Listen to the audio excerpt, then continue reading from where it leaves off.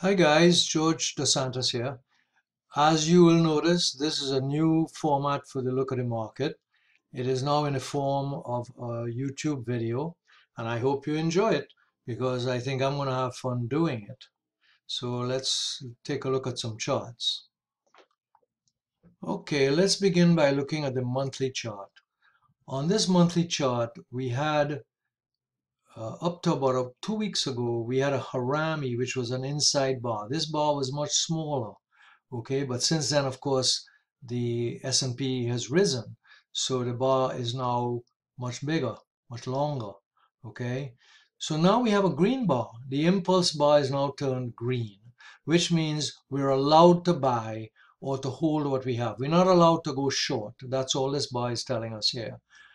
However, we can also see that we're not out of the woods yet in terms of a turnaround on the monthly chart because the Kalman filter is still below the instantaneous trend line.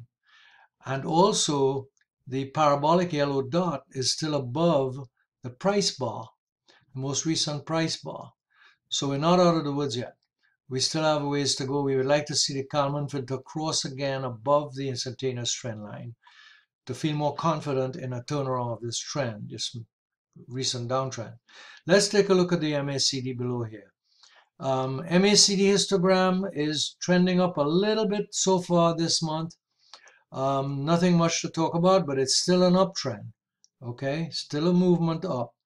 So that's encouraging for the bulls. And if you own stocks or if you're buying stocks like I am at this time, let's take a look at the Elder Force, the 13-month index. We see that while it crossed below the zero line sometime back, in August, right now in October, it's crossing back up above the zero line. So that again is encouraging for the bulls, for those of us who might want to get long here. We'll take a look at the weekly chart next. All right, now we're looking at the weekly chart of the S&P 500. After this major pullback here, which I think was about 12 or 15%, something like that, we consolidated for a while and ended with a hammer, which is a bullish candlestick. We completed a double bottom, A and B, and now this market has moved up on the weekly chart. We see that there are three major bullish candlesticks. This candle for last week's market closed above the instantaneous trend line, which is bullish. It's almost at the parabolic, this yellow dot. That would signal definitely a reversal of the trend. You see it reversed here and now it will reverse back up when we hit the dot here, parabolic dot. When we go down to the RSI, we see that RSI 12 just crossed above the 50% line. That's bullish. When it holds above the 50% line, the market is usually in an uptrend. Now at MACD histogram, we see that MACD histogram continues to trend up, okay? And it's just about at the zero line, but not quite. At the bottom of the chart, Williams for Centaur has crossed above the 50% line. That tells us that the momentum is increasing on this weekly chart. And if we do get back to the 80% line, the momentum would be at very high levels. Okay, so as the market tends to increase here, to go up in price, right, the S&P, this momentum is increasing. That's bullish. Let's take a look at the daily chart. Okay, this is a daily chart of the S&P 500. We've seen this chart many times in the past.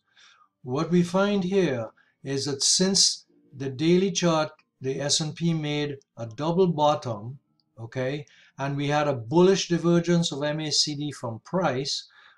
It was not a classic divergence because the classic divergence would require this bottom to be lower than this bottom. However, it's one of the types of divergences that we need to pay attention to. And sure enough, this divergence, this bullish divergence, played out, at least so far, in a bullish move as the market climbed here, moved up, okay? So now we have this bullish divergence being played out, we have the Kalman filter crossing above the instantaneous trend line in the last couple of weeks since I've done the look at the market. And with this bullish candlestick, I think that was the last time we talked about this. I pointed out the bullish candlestick. And here's what happened since. So the market has now become more and more bullish. Parabolic is now below the most recent bar. And when we go down to the rate of change, Jerry Appel's rate of change indicator, we see that it crossed above the 4% line right here, which is a bullish signal, coincident with the bullish engulfing candlestick. So here's where, you know, the market really confirmed bullishness, okay? Now MACD, after completing this bullish divergence, turned positive, turned bullish by crossing above the zero line. And at the bottom of the chart, Williams percentile is now above the 80% line, indicating that the momentum is very strong. So we do have a turnaround here. In my opinion, this market is looking to go higher. How high? Well, we calculated from this triangle, ABCD triangle, we calculated a target of 2075.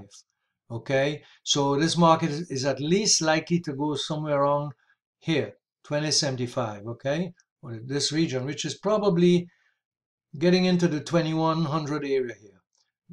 So we have some room to go, but it's possible that we can get there. So now let's look at the weekly chart of the NASDAQ composite. Okay, as we see here, price bars, candlesticks, we closed the weekly bar just above the instantaneous trend line. That's nice, that's bullish. Okay, we have not yet hit the parabolic as similar to the weekly chart on the S&P. We didn't hit the parabolic yet, but this trending up of the trending up of the Kalman filter is very bullish. You can take a look at some of the other instances here where the Kalman filter trended up from, you know, lower levels here. Usually it is pretty bullish. As we look below now at the RSI 12, we can see that it's just bumping up against the 50% mark. In other words, it's at 49.98. So we're just about at 50%. Should we cross the 50% level, we start to get even more bullish. Okay.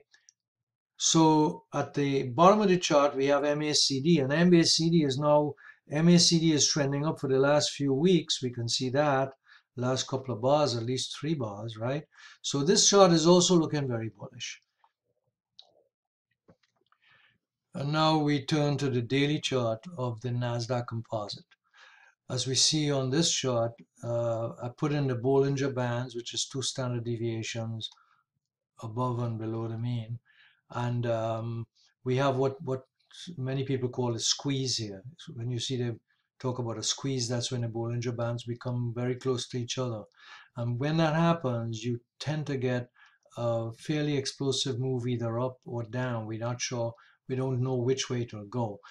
We could get a pullback here. But when we look at the parabolic is below the recent price bar, so the trend is up. The instantaneous trend line is now crossed by the Kalman filter. So Kalman filter is above the instantaneous trend line, uptrend. When we look at MACD crossed above the zero line here, became bullish, was entered the bullish territory, and we're still there. And when we look at Jerry Appel's sum of the rate of change indicator, it once again crossed above the 4% line, which Jerry used in his research as a buy signal for the NASDAQ. So again, the daily chart is looking bullish. And so in summary, we have the monthly chart looking pretty like it's ready to turn around. We have the weekly chart looking bullish. We have the daily chart looking bullish on both the S&P and the NASDAQ. I am looking to buy stocks again. I bought a few stocks last week, and I'm looking to buy some more. So have a nice weekend, and this is my first effort at the YouTube video. So let's hear it. Bye.